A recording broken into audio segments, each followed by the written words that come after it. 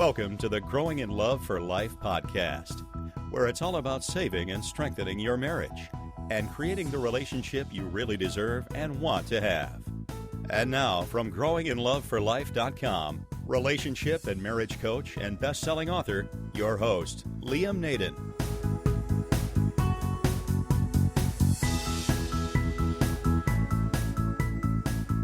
This is episode 53 of the Growing in Love for Life podcast. Hi everyone, it's Liam Naden here.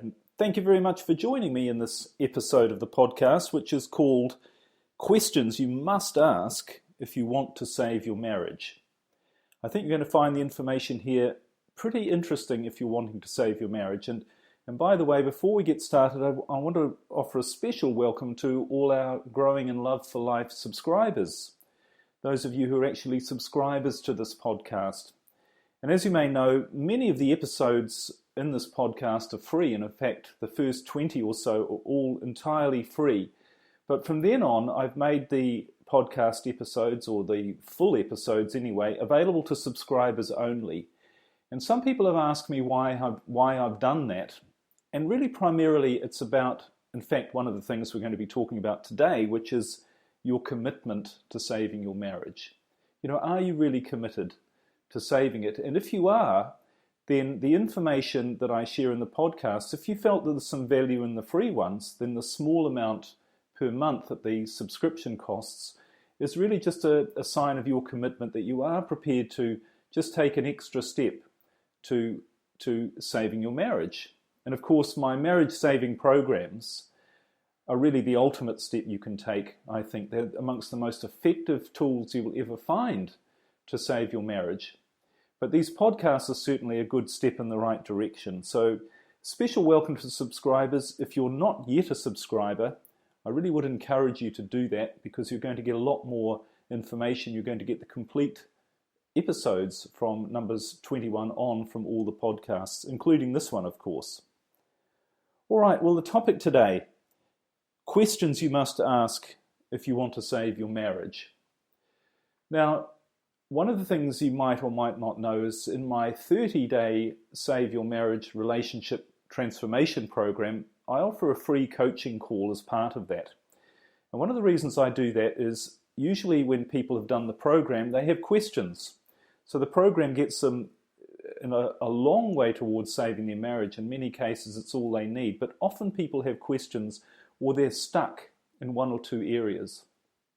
And what I've found from doing these coaching calls, which are very valuable for me as well, to find out really if there are any patterns. So in other words, how I can improve the programs in the future. But are there any patterns or common themes or common problems that people are having when they're working through the program? And as I say, most people don't. Most people find it a very complete system. But I have found there are one or two sticking points that some people have come to me with. And I thought I would actually cover those today, because generally what they are questions that people have where they haven't quite, if you like, come at it from the right angle in their own mind. So I want to cover these questions today, and they're really important questions you need to ask yourself, really almost before you leave first base in trying to save your marriage, because saving your marriage is very much about your mindset. And I cover this in great detail in my programs. And of course, I talk about it in all the podcasts as well. But it really is about your mindset, how you deal with it in your mind, how you deal with your situation.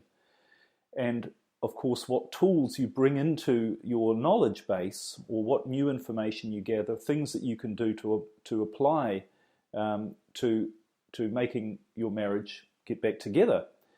But it really comes firstly from your mindset. So that's what the questions I'm going to talk to you. These are vital questions that you must ask if you want to save your marriage.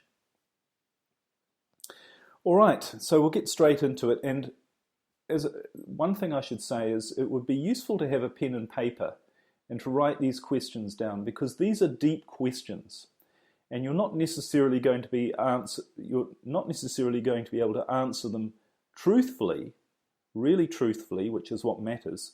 You're not really necessarily going to be able to do that in just by listening, or even by listening to once or twice. But once you've written it down, It's about taking some time and really looking at that question, looking at it on paper, and giving yourself some time to really deeply evaluate that question and come up with the right answer for you. Because that's what's important. That's what's going to save your marriage. That's what's going to make your life the happiest life and the most fulfilling life it can be, is your honesty with yourself in coming up with the correct answer, the right answer, the true answer for you. Not only to these questions, but to other ones as well. But these are very important when it comes to saving your marriage. All right, the first question, and I often ask people this straight off the bat in my coaching, but here's the first question.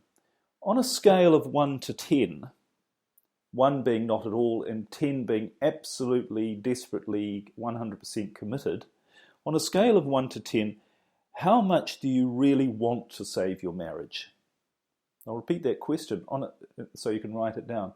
On a scale of 1 to 10, how much do you really want to save your marriage? Now, you might come up with an immediate answer in your head and say, well, of course I want to save your marriage. But in fact, there are actually 3 ways to answer this question, or 3 responses that people have, and one of them really is the correct one. The first response that people often have is an immediate emotional reaction. So when I say to people, on a scale of 1 to 10, how much do you really want to save your marriage? They go, oh, of course I want to save your marriage. 10. Now that's an emotional reaction. It comes straight away from many places. Often it comes from a place of fear. People are afraid of the consequences of not saving their marriage, or afraid of lots of different things. So they immediately say, well, of course I want to save my marriage. But that's an emotional reaction that they haven't really given any thought to. The second way you can answer that question is with a logical response. So people sometimes say to me, yes, I do want to save my marriage. We get on well, or we did get on well, and we can get on well again. So they come up with some logical reasons in their mind about logically why they want to save their marriage. But that's not it's different to an emotional response. In fact, it's the opposite to that. They come up with logical reasons, but they don't really have any emotional attachment to the answer they're giving. And the third type of way, or the third way to answer this question is really, I think, the correct one, and that is to give it some deep consideration. So to really, instead of coming up with your first emotional instantaneous reaction, or starting to think of some logical reasons why you want to give it a 10, or whatever number you want to give it, it's about taking some time and saying, do I really want to save my marriage? How much do I want to? If I'm really honest with myself. And this comes down to the place where you're going to find the truth, not only to this question, but to any question, and that's at the heart level. Because deep down on a gut emotion, or gut and heart level, you know the answer. There are things that either emotionally, such as your fears, or logically, might be blocking you from seeing that true gut feeling that you have, or making you not want to look there. But you need to. You need to go to that place of absolute true honesty with yourself. Because if you're not honest with yourself, you're not going to succeed anyway. Because as we know, saving your marriage is possibly one of the most difficult things you're ever given to face. So you need to go down to the heart level, the gut level, and come to the right answer as to really, how much do I want to save my marriage? And come up with a number. It's useful to have a scale of 1 to 10 because you can look at it then and say, is that figure right? Or should it be higher or lower? Is this really what I feel? So put a number on it. And I suggest once you do this exercise, and again, this isn't something I think you should answer right now. Write it down, go away and spend some time and really think about it. But if you do come up with an 8 or higher, then you will know on a gut level, and that is a good indication that yes, you truly do want to save your marriage. So whatever answer you come up with, whether it be a 1 to 10, or whatever number between 1 and 10, the key is to be really honest with yourself. All right, now some of the other questions, the next question is probably going to help you to answer that first question about how much you want to save your marriage. And the next question is, why do you really want to save your marriage? Why do you really want to save your marriage? You know, why questions are very good questions because you have to come up with things that make sense and make sense to you. And what I suggest you do is write down 10 reasons why you really want to save your marriage. 10 reasons. And just one reason you can't give, a little rule here, don't write down because I love them. Because I know you love them, well that sort of goes without saying, but you'll understand as you go through these questions, and I guess possibly I haven't got time in this podcast to go into depth, but just saying that you love somebody is not really a good reason in itself to want to save your marriage. So come up with 10 reasons why you want to save your marriage, and that will help you answer. After you've written those 10 questions, you can look at them and say, are they really good reasons? Are they valid reasons? Are they powerful enough reasons for me to want to save my marriage and for me to know that I can save my marriage? So that's the next question. Right, the third question. Well, we've actually had a few more than two so far, but anyway. The third question, and this is something again I say to people very often, will you do anything to save your marriage? Will you do anything to save your marriage? Now, I often get emails from people who say to me, look, I've listened to your podcasts, I've read your reports, I've seen you on YouTube or whatever, and I really will do anything to save my marriage. Please help. And generally I get a lot of emails, but I generally do try to reply to everybody who emails me. And really all I can say to those people is, well, if you will do anything and you haven't done one of my programs, that's really the best of what I can offer. That's where all the information that I know works, that's helped many, many people in the past. And I know it works. I've put it together in a really concise or comprehensive and structured way to really be powerful and to give you the maximum chance at saving your marriage, and it's been very effective for other people. So I can't really say any more than that. If you really are saying you'll do anything to save your marriage, then all I can say is do one of my programs. It's the best I can offer. And then they generally say, or they don't generally say, but sometimes say, well, I'll do anything, but I can't afford it. Well, you know, to be honest, and this isn't to be critical of anybody, but if you're either going to do anything or you're not going to do anything to save your marriage. But I suggest that if you really do want to save your marriage, you have to be prepared to do anything. And what does doing anything really mean? Well, what it means is firstly you have to be persistent and you have to be determined. And this isn't just true of saving your marriage, this is true of any success in life. If you want to be successful in running your own business or having a good career, you've got to be persistent. You just have to keep going and never give up until you get the result that you want. You might have to change your approach. So you might change something that isn't working, but you never change your goal. You never give up on your goal, which in this case is to save your marriage. So you've got to be persistent. You've got to say, if I'll do anything and I've tried something and it hasn't worked, that means I've got to try something else, not give up. It also means not making excuses and not saying, well, I would do anything if, and I wish I could do anything. I know I said that, but I can't do X. I can't afford your program, or I haven't got the time, or my husband or my wife doesn't want to save my marriage. You know, these are all sorts of excuses and reasons people come up with about why they can't. The other thing you need to do, if you're prepared to do anything, if you say, yes, I will do anything, you need to look into new things. You need to get some information that you don't currently have from somebody else who knows how to do what you want to do. They know how to help you save your marriage. So you need to get some information and some help, because you don't have the answers. If you did, you wouldn't be in the situation you're in.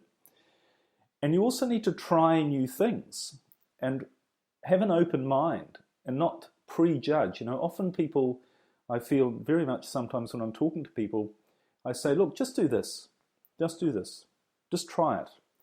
And they go, okay, and they take it on board on one level, but I know that they're not going to do it because they have all these prejudgments about whether it will work or not, and they don't think it will work.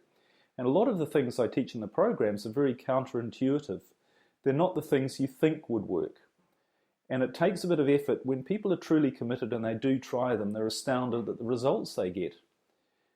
But that's the thing. You have to be prepared to try something new with a completely open mind. Be persistent. See if it works. If it doesn't work, try something else.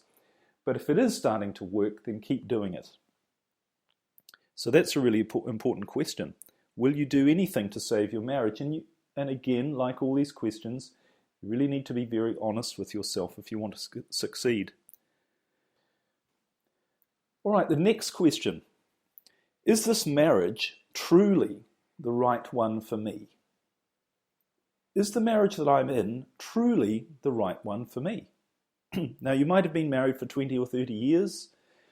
You might have been married for only a short period of time. But no matter how long you've been married for, you've got to keep asking yourself that question. And in fact, I think this is really one of the keys to success in a great marriage, is that people in a great marriage actually subconsciously, or sometimes consciously, continue to ask themselves this question even when they're in a great marriage, because relationships aren't static and they can grow and develop. That's what you want them to do. But you've got to keep monitoring them. Is this really the right place for you to be?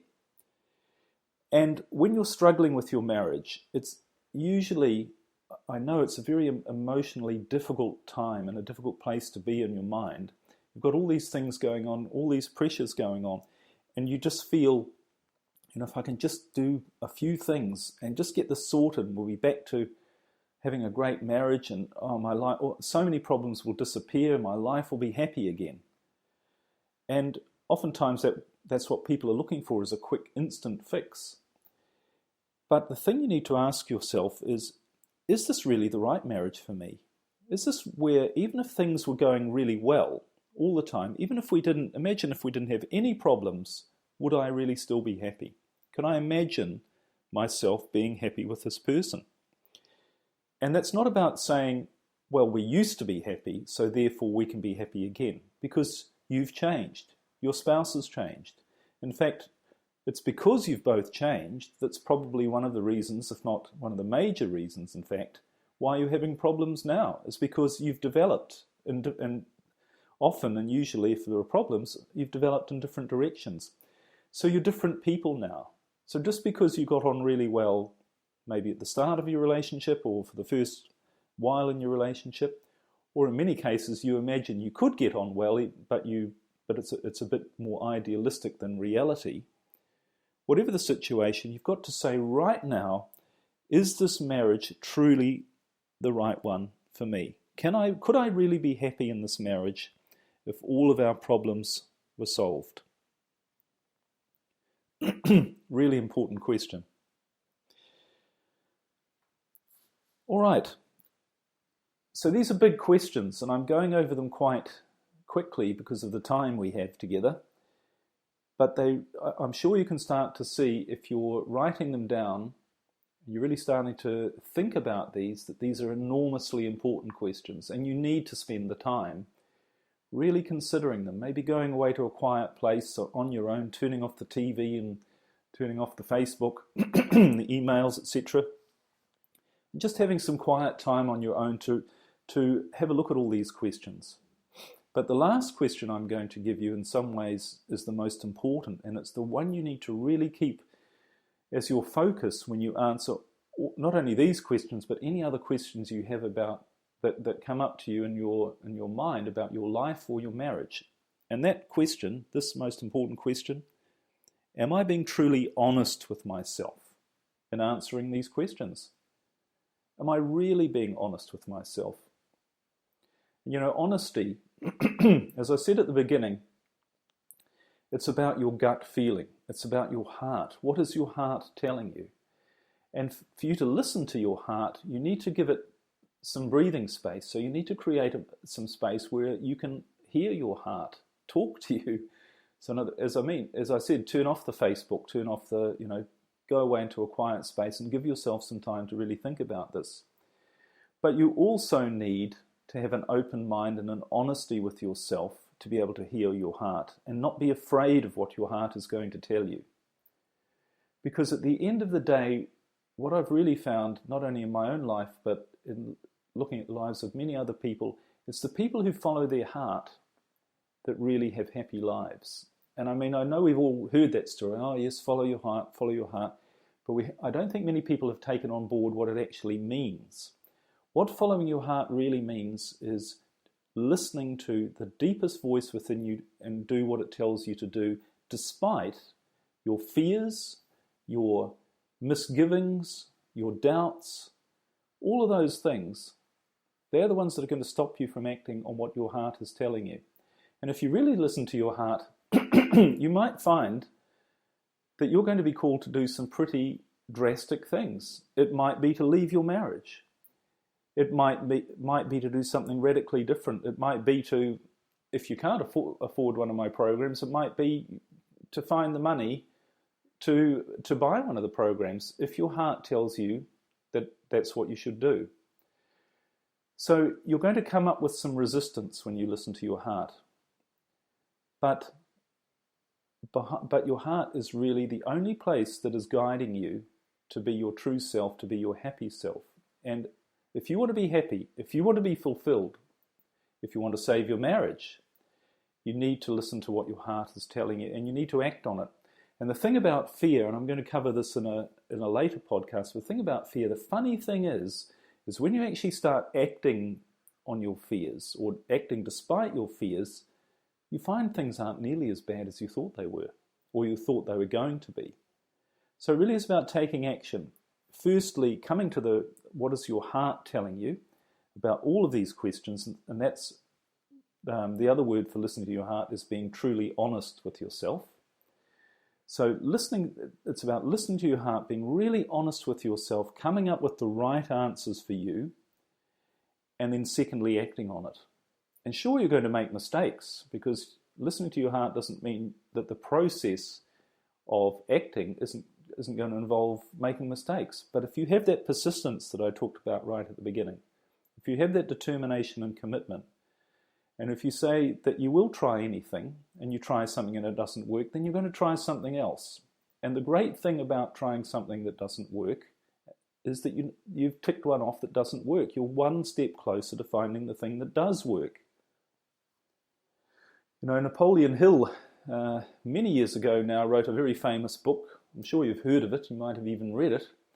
It's called Think and Grow Rich. And he's talking primarily about money. He's basically what he did, he studied several hundred of the most successful people that he could find, including many of the most successful financial people in the world at the time. And he found out what they had in common. So they were like, if you like, success principles. But one thing he said I thought was really interesting in that book and is very relevant to what we're talking about. And he said the one quality he found in successful people that he never found in anybody else was persistence. Persistence. They got an idea and they stuck with it and they saw it through. They did whatever it took, hopefully in a nice way. They did whatever it took to reach their goal, their objective. So if your objective is to truly save your marriage, if that's the conclusion you come to when you answer all these questions from today's podcast, then ask yourself, what does your heart tell you should do? If you're going to do anything, what's the next step? And your heart will tell you what that next step is. So I'm not necessarily going to tell you what it is because I don't know. You will know. Your heart will tell you what is the next step? What is the next thing I need to do that's going to lead me on the path of saving my marriage? So, these are deep questions. These are the sorts of questions that not many people ever ask themselves. And in fact, this whole process, I think, for you, of this crisis, if you like, of your marriage situation, which is, I'm sure, why you're listening to this, in many ways it's a huge gift. It's a huge opportunity for you to really look at yourself, to ask yourself some of the big questions, the deep questions, and for you to really bring out some strength that you didn't know you had to act on achieving something that you want and having the life that you want. Developing persistence, developing determination, developing the willingness to try new things, to do new things, to step out of, if you like, the comfort zone, to face some of your fears and do things that despite your fears. And you're going to find that you have a new strength that you didn't know you had. So there is really a silver lining and a great gift in every crisis we face in our life, and none so probably really more than in trying to save your marriage. So to finish off, I hope you've written down these questions. If you haven't, of course, you can go back and listen to the rest of the podcast or the podcast again and write them down. Really give the time to consider these questions. If you decide you really do want to save your marriage, that it's right for you, and you think one of my programs or both of them would help, then I really encourage you to take that step. Overcome your fears and procrastinations. If that's the next step, then join me in one of the programs, and I'm sure that I can really help you there. But whatever you decide, the most important thing is that you're being honest with yourself and that it really feels right for you. So thanks for listening. I hope you got some value and some good information out of this. I really hope it helps you improve your life, because that's what we're all here for. I firmly believe that. So again, thanks for listening, and I'll talk to you again soon. Bye for now.